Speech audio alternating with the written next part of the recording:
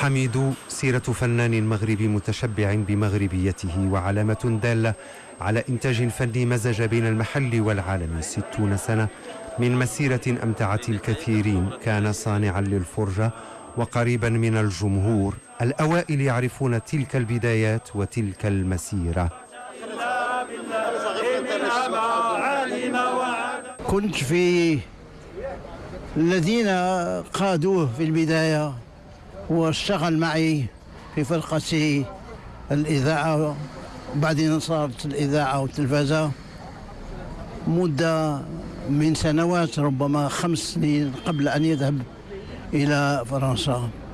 وسعدت لما شفته يتقدم ويتطور، وكنت بين الفترة والفترة يعني التقي به في باريس في بلانش، حيث كان يعد للكونسيرفاتوار، وصار مسارا عظيما بقريحته. حميد عرفته في باريس، رجل طيب، الصدقة والكرم وصل بلاصتها ورمضان في وقته، ويعني حنا دابا دخلنا المحل ديالو، يعني دار مغربية محضة.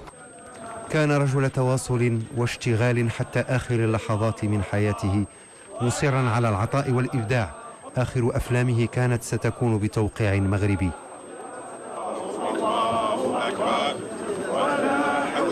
هذا الموسم كنا سنشترك، وهذا اتفقنا عليه في مطار أورلي مؤخرا، أنه كان سيكون بطلا لعملي الجديد الذي يحمل عنوان فخامة الرئيس. ما شاءت الظروف، مات، ودعني أقولها، مات وفي قلبه حرقة لما آلت إليه الحركة السينمائية في المغرب.